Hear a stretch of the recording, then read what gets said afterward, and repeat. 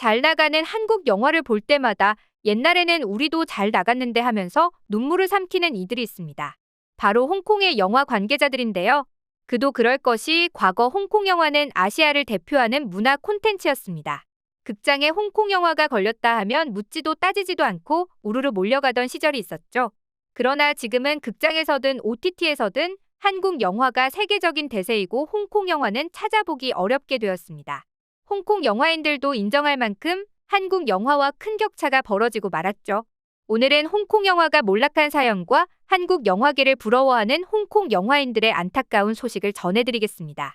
영화를 좋아하는 분들도 최근에 개봉한 홍콩 영화가 무엇인지 물어보면 대답을 못하실 겁니다. 홍콩 영화가 개봉을 했는지 안 했는지 아무도 관심이 없기 때문이죠. 젊은 사람들이라면 극장뿐만 아니라 OTT에서도 홍콩 영화를 본 기억이 거의 없을 겁니다.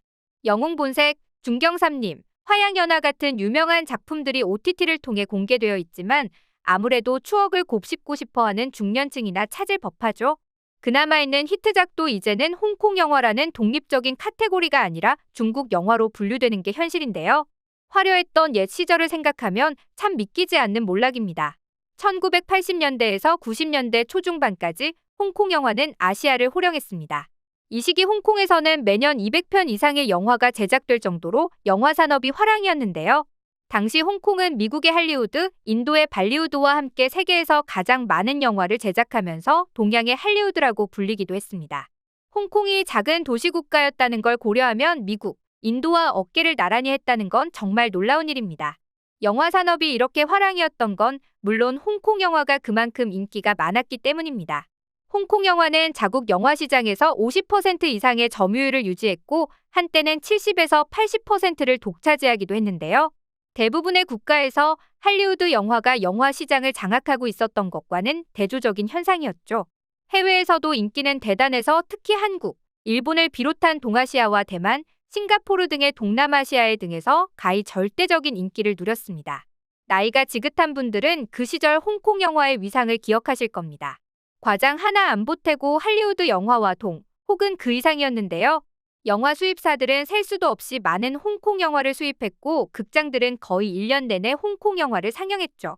비디오가 보급된 이후에는 대여점마다 홍콩 영화 테이프로 벽을 도배하다시피 했습니다. 주성치, 주윤발, 임청아, 양조위 등의 소식은 온 국민의 관심사였고요. 황비용, 천녀유혼, 영웅본색 등의 작품은 국민 영화라고 해도 과언이 아닐 만큼 안 본 사람을 찾아보기가 어려웠습니다. 명절이면 방송사마다 특집 편성으로 홍콩 영화를 방송해서 사람들이 텔레비전 앞을 떠나지 않기도 했습니다. 그러나 잘 나가던 홍콩 영화도 1997년에 홍콩이 중국에 반환되면서 급속하게 몰락하고 맙니다. 중국 반환은 홍콩의 영화 산업 전반을 무너뜨린 결정적인 요인이었다는 것이 전문가들의 공통된 지적인데요. 창작의 세계에서 구속당하지 않는 창의성이 가장 중요한 건 다들 아실 겁니다. 당시 홍콩의 영화인들은 중국 공산당의 검열과 규제를 우려했고 결국 많은 이들이 홍콩을 떠나는 선택을 했습니다. 남아있던 이들은 우려했던 대로 공산당의 통제를 받게 되었죠. 당시 공산당은 일국양제 원칙에 따라 홍콩의 자치권과 자유를 존중할 것이라고 했지만 이는 입에 발린 소리에 불과했습니다. 당장 영화인들을 잡아가두거나 영화 개봉을 금지하는 식의 눈에 보이는 조치만 취하지 않았을 뿐입니다.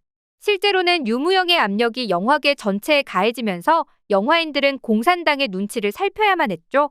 가장 무서운 건 거대한 중국 시장이 홍콩 영화 산업을 블랙홀처럼 빨아들였다는 겁니다. 중국 영화 시장은 경제 발전과 함께 급속도로 성장 중이었고 어마어마한 자본력을 갖추고 있었습니다.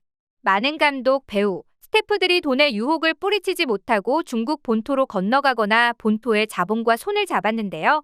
그렇다고 이들을 비난할 수도 없는 게 하필이면 그 무렵에 아시아 금융위기가 닥치면서 홍콩도 휘청휘청하고 있는 상황이었습니다. 자금을 조달하기 어려워진 홍콩 영화계는 흡수될 걸 알면서도 중국 시장에 진출할 수밖에 없었던 것이죠. 이렇게 중국에 흡수된 홍콩 영화계는 더 이상 예전처럼 자유롭게 작품을 만들 수가 없었는데요. 공산당의 검열 기준을 통과해야만 했고 또한 중국 관객들의 비위도 맞춰주어야만 했습니다. 공산당 눈치를 보면서 자유로운 발상이 불가능해졌고 중국 관객들을 의식하면서 국제적인 감각과 정서를 잃었습니다. 이렇게 홍콩 영화는 순식간에 경쟁력을 잃고 몰락하고 맙니다. 오늘날 홍콩에서 독립적으로 제작되는 영화는 거의 없는데요. 대부분 중국 자본의 투자를 받아서 제작되고 있는 형편이죠. 이제 사실상 홍콩 영화는 사라졌고 중국 영화가 있을 뿐이라고 해도 과언이 아닙니다. 홍콩의 많은 영화인들은 이런 현실에 분노하고 절망하고 있죠. 특히 이들은 한류가 세계적 대세가 되면서 상대적 박탈감에 시달리고 있다고 합니다. 홍콩 누아르의 거장으로서 홍콩 영화의 전성기를 이끈 두기봉 감독은 한국 영화를 칭찬하는 발언을 많이 했는데요. 그는 한국 영화는 창의적이고 자유롭다. 정치적으로 민감한 주제도 과감하게 다룬다. 그럼에도 한국 정부는 영화계를 보호하고 지원해준다며 중국을 에둘러 비판하는 발언을 하기도 했습니다. 지난 2023년에는 베를린 국제영화제 심사위원 기자회견에서 독재 국가는 영화를 먼저 공격한다면서 사실상 중국을 저격하여 화제가 되기도 했죠. 홍콩을 대표하는 배우 주윤발도 비슷한 뉘앙스의 발언을 한 적이 있습니다. 그는 지난 2023년 부산국제영화제에서 올해의 아시아 영화인상을 수상하면서 이렇게 말했습니다.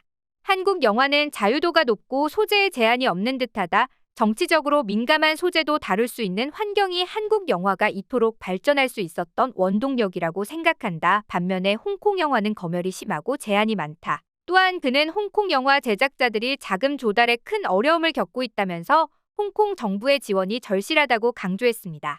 중국의 검열이나 자본에 휘둘리지 않는 자유로운 창작 환경이 보장되어야 한다는 뜻으로 해석되는데요. 중국이 두 눈 시퍼렇게 뜨고 홍콩의 예술인들을 감시하고 있다는 걸 생각하면 상당히 용기 있는 발언입니다. 홍콩의 연기파 배우로 유명한 황추생은 보다 직설적입니다. 그는 2014년에 홍콩의 민주화 시위를 지지했다가 중국 당국에 찍혀서 영화계에서 쫓겨나다시피 했는데요. 그럼에도 눈치 안 보고 시원시원한 돌직구 발언을 이어오고 있습니다. 그는 홍콩 영화가 홍콩다운 정체성을 모두 잃은 것은 중국의 검열 기준과 대중들 취향에 맞추어 제작되기 때문이라며 목소리를 높입니다. 한국 영화와 달리 국제적인 경쟁력이 없는 것도 철저하게 중국 입맛에 맞게 만들기 때문이라고 덧붙였죠. 여기서 더 나아가 홍콩에는 영화가 없다고 하면서 작금의 홍콩 영화계 전체를 부정하기도 했습니다. 한편 한국 영화에 대해서는 다양한 이야기를 두려움 없이 다룬다, 배짱이 있다면서 높이 평가하는 발언을 자주 하고 있습니다. 오늘은 홍콩 영화의 몰락과 현지 영화인들이 한국을 부러워하는 현실 등을 알아보았는데요. 중국에는 주선율 영화라는 용어가 있습니다. 공산당의 이데올로기와 정당성 등을 선전하는 한편 중국 인민의 애국심을 고취시키는 내용의 영화라는 뜻인데요. 쉽게 말해서 공산당 찬양을 기본으로 하는 중국식 국뽕 영화입니다. 우리에게도 잘 알려진 유랑지구, 장진호 등의 히트작이 대표적인 주선율 영화로 꼽히죠. 이런 작품들을 보면 중국 영화계가 기술적으로 상당한 경지에 오른 건 부정할 수가 없습니다. 그러나 영화 내용은 공산당이 무조건 옳고 공산당이 지배하는 중국이 세계에서 제일 잘났으니까 다른 나라는 모두 복종하라는 것에 불과합니다. 홍콩 영화계를 말려 죽이고 그들의 인재와 노하우를 흡수해서 만든다는 게 고작 주선율 영화라니 어이가 없습니다. 우리가 사랑했던 홍콩의 스타들이 설 자리를 잃어가는 현실이 안타깝기도 하고요. 홍콩 영화가 중국의 간섭으로부터 벗어나 화려하게 부활하기만을 바라면서 오늘의 영상 마치겠습니다. 감사합니다.